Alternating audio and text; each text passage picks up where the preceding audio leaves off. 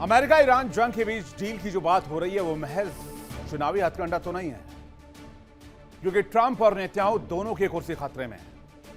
America और Israel दोनों जगहों पर चुनाव नजदीक हैं, इसलिए डील जरूरी थी। यह बात सही है कि सिर्फ जंग और डील की कहानी नहीं है, असली खेल तो दोनों मुल्कों के अंदर दोनों राजनेताओं के करियर का है। यानी एक तरफ ट्रंप और एक तरफ नेतन्याहू, दोनों अपने अपने मुल्क में बेहद नाजुक सियासी हालात से गुजर रहे हैं और इसका सीधा असर ईरान डील पर पड़ रहा है।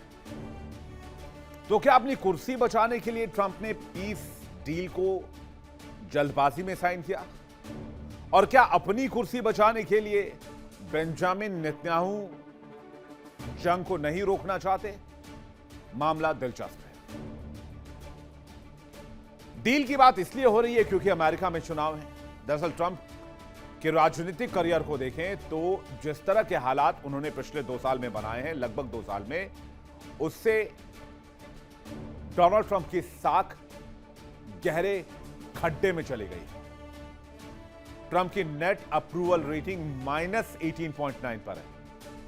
यह उनके दूसरे कार्यकाल के सबसे खराब स्तर -20.2% के बेहद करीब है, और पहले कार्यकाल के मुकाबले तो स्थिति कहीं ज्यादा बदतर है। सिर्फ अमेरिका के 22.6% लोग ही ट्रंप को स्ट्रांगली अप्रूव कर रहे हैं,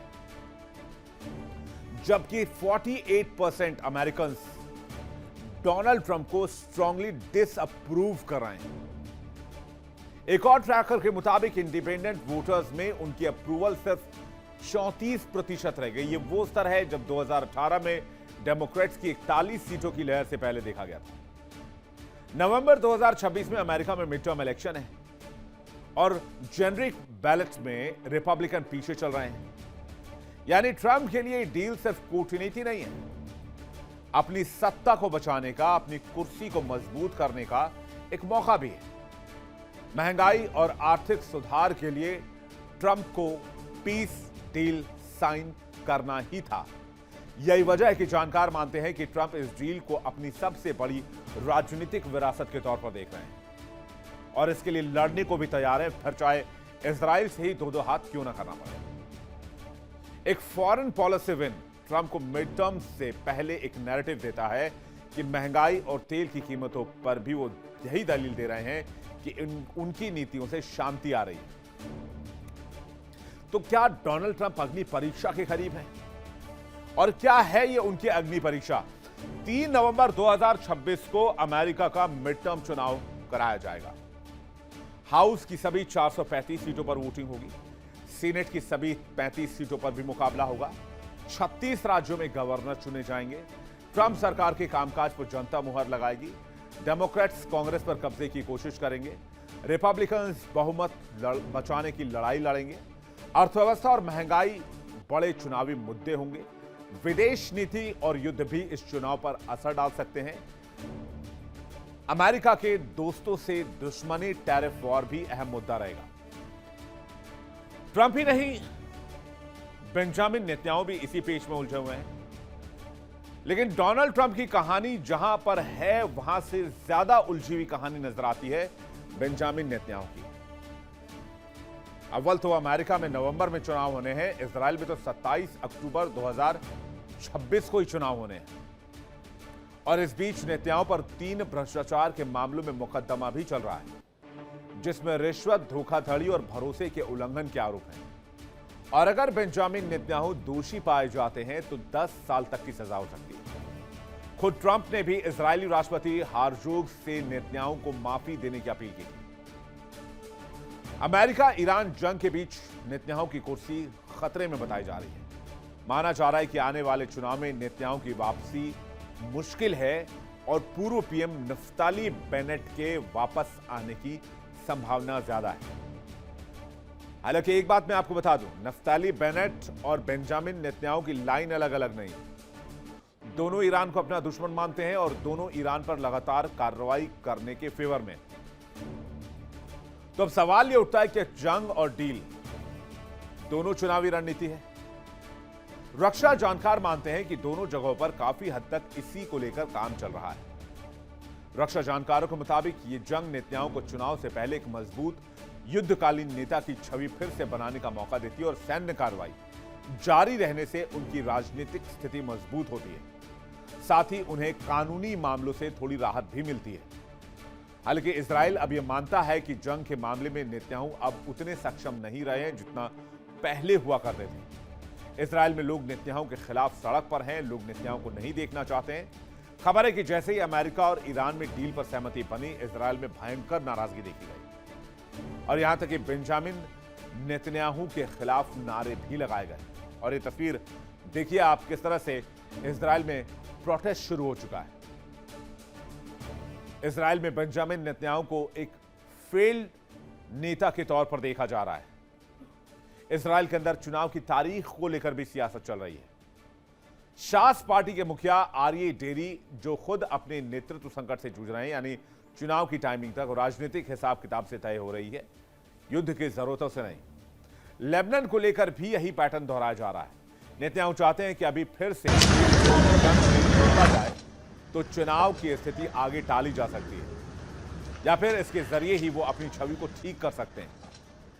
इसलिए आपने देखा होगा कि बेंजामिन नेतन्याहू बार बार जंग जारी रखने की बात कर रहे हैं, क्योंकि अगर जंग जारी रहती है तो फिर इजराइल में चुनाव कराना इतना आसान नहीं होगा और नेतन्याहू की कुर्सी सुरक्षित रहेगी, सेफ रहेगी।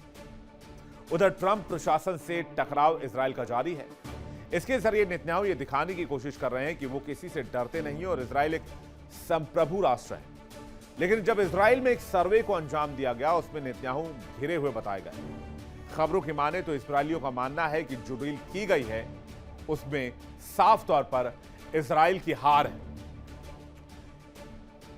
ईरान युद्ध को लेकर नया सर्वे सामने आया है। 89% इजरायली ये मानते हैं कि जंग में इजराइल हार चुका है। 71% लोगों ने कहा कि ट्रंप पर भरोसा नहीं रहा। सर्वे में अधिकांश लोग नेतन्याहू सरकार के खिलाफ नजर आ रहे हैं और आज अगर चुनाव होते हैं इजराइल में तो सत्ता गंवा सकते हैं बेंजामिन नेतन्याहू। राजनीतिक भविष्य बचाने के लिए टकराव की राजनीति पर जोर दिया जा रहा है। लेबनान में सैन्य अभियान जारी रखने के पक्ष में नेतन्याहू।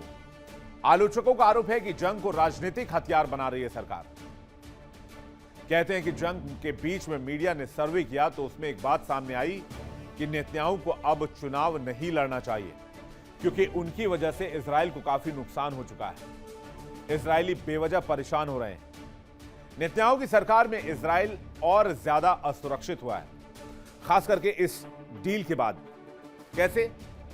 क्योंकि आपने देखा होगा कि इस डील के मसौदे में लिखा हुआ है कि अमेरिका ईरान को पैसे देगा। अब ईरान को जब इतनी बड़ी मात्रा में पैसे मिलेंगे, ईरान कोई गुलाब फूल की खेती तो करेगा नहीं। 1979 से लेकर ईरान पर लगातार सैंक्शंस रहे हैं। इसके बावजूद आप देख लीजिए कि ईरान की ताकत कितनी जबरदस्त है, चाहे वो मिसाइल्स के मामले में हो, चाहे वो ड्रोन्स के मामले में हो। और अब जब इतने बड़े पैमाने पर अमेरिका फंड मुहैया कराएगा, तब ईरान कितना पावरफुल हो जाएगा,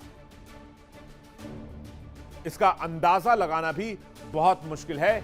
इसलिए नेतन्याहू पर खतरा बहुत भारी है। सर्वे के मुताबिक नेतन्याहू को सत्ता से बाहर हो जाना चाहिए, यह इजराइल के लोग कह रहे हैं। इजराइल के लोग कह रहे हैं कि नेतन्याहू को राजनीति छोड़ देनी चाहिए।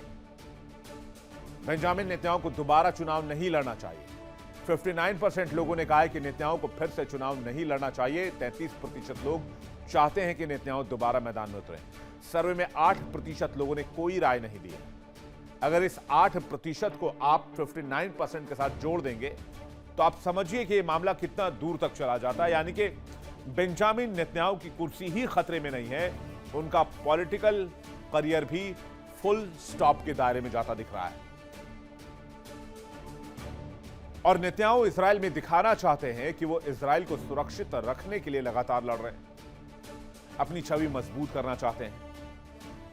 दूसरी ओर ट्रंप मिड टर्म इलेक्शन के ओर बढ़ रहे हैं और इस बीच पीस डील फंसी हुई है। तो डील का भविष्य क्या हो सकता है?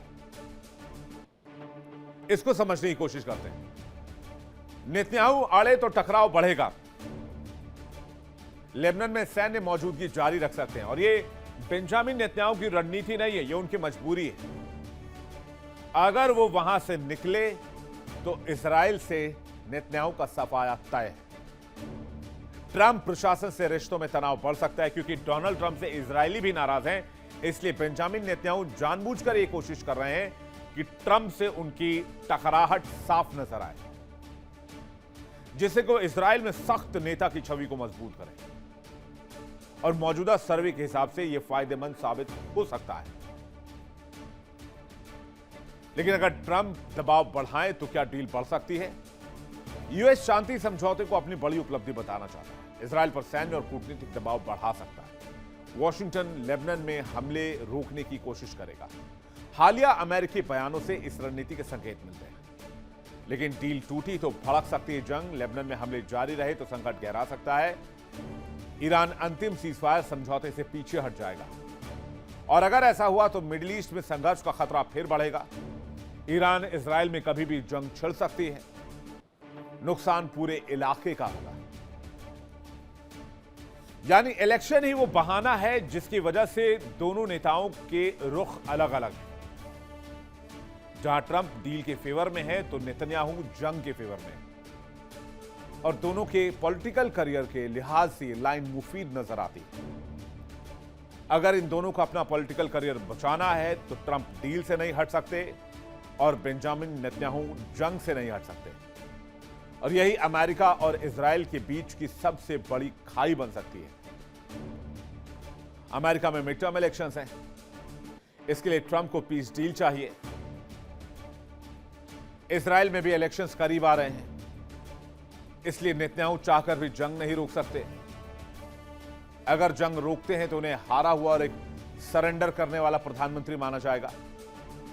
तो रक्षा जानकारों की माने तो फिलहाल सबसे ज्यादा संभावना यही दिख रही है कि नेतन्याहू जंग से पीछे नहीं हटेंगे, ना ही वापसी करेंगे।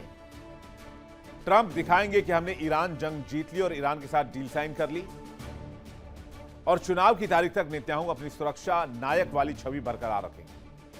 हालांकि दोनों का समय एक साथ होने की वजह से इसके आसार कम दिख रहे हैं। अब देखना होगा कि इस मामले में आगे अमेरिका क्या करता है, क्योंकि इजराइल ने अपना रुख साफ कर दिया और लेबनान पर हमले उसने लगातार जारी रखे हैं। देखिए इंडिया डेली 24/7 अब आपके स्मार्ट टीवी पर। इंडिया डेली मौजूद है सभी डिजिटल प्लेटफॉर्म पर लाइव और लगातार। इंडिया डेली 24/7 हर दिन राष्ट्र को समर्पित।